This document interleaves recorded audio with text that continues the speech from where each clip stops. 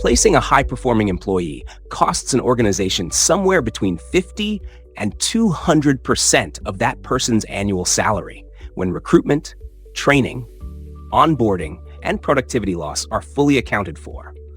This is not a theoretical figure. It is a documented range from the Society for Human Resource Management, Gallup, and numerous workforce research organizations.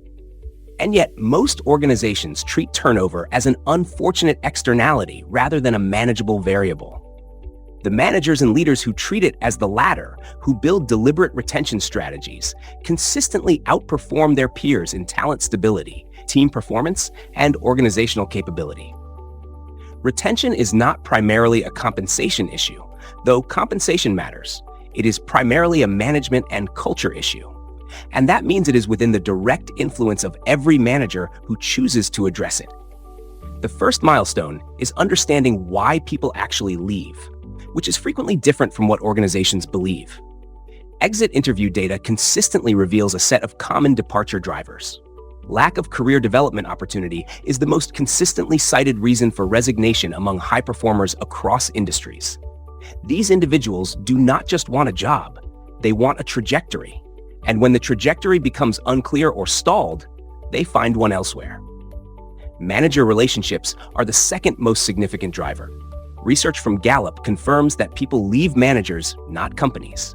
Specifically, they leave managers who micromanage, who fail to recognize their contributions, who do not advocate for them, or who do not invest in their development. Work meaning and purpose is the third significant driver, particularly for younger professional cohorts. The connection between individual work and organizational impact matters.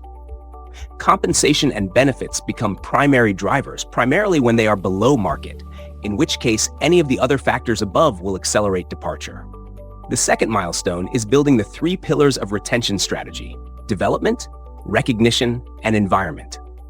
Development is the most powerful and most overlooked retention lever. A structured development conversation, distinct from the performance review, held quarterly or at minimum twice annually, that focuses on where the employee wants to go professionally and how the organization can support that journey, is among the single highest ROI retention investments a manager can make.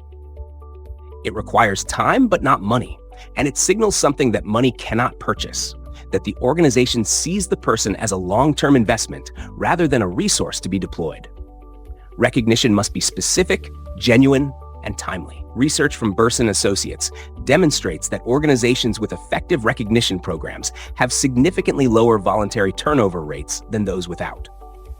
Effective recognition is not the annual award ceremony or the generic good job in the team meeting. It is the specific, public acknowledgement of a specific contribution. The way you handled the client escalation last week prevented a major account from leaving, and I want the team to know what that looked like.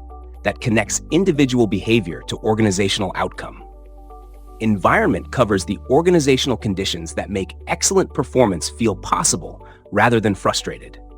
This includes the psychological safety to speak up, the manager relationship quality, the clarity of expectations, the reasonableness of workload, and the fairness of how decisions are made. The Gallup Q12, 12 questions about workplace conditions and management quality, is the most validated instrument available for measuring the environment factors most predictive of engagement and retention. Organizations that score well on Q12 report dramatically lower turnover and higher performance. The third milestone is the stay interview, one of the most underutilized tools in the retention toolkit.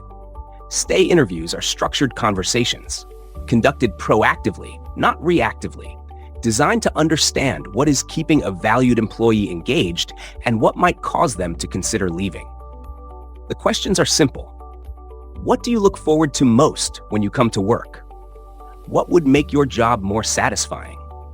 Is there anything that could cause you to start looking elsewhere? The answers provide retention intelligence in real time when there is still opportunity to act on it, not in the exit interview when the decision has already been made.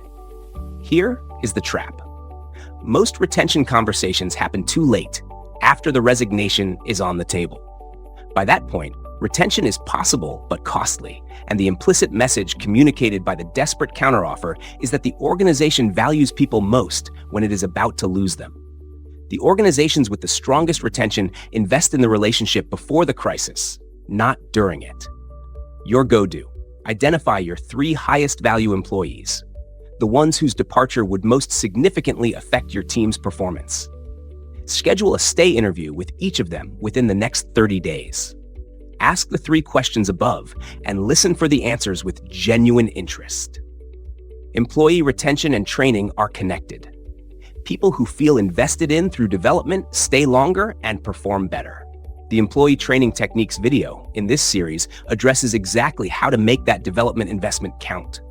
The concept of employee value proposition, the total package of benefits, culture, growth opportunities, and work experience that an organization offers to employees, is increasingly recognized as the talent management counterpart to the customer value proposition. Organizations with a deliberately designed and well-communicated EVP attract the candidates most aligned with their culture, retain employees whose primary motivations match what the organization delivers, and experience less of the retention attrition caused by employees leaving for organizationally adjacent opportunities that offer roughly equivalent compensation but better EVP alignment on other dimensions. Research from Gartner's talent management practice demonstrates that organizations with compelling EVPs reduce annual employee turnover by 69% on average and increase new hire commitment by 29%. The return on investment from EVP development and communication is therefore substantial. The generational dimensions of retention strategy also deserve ongoing attention as workforce demographics continue to shift.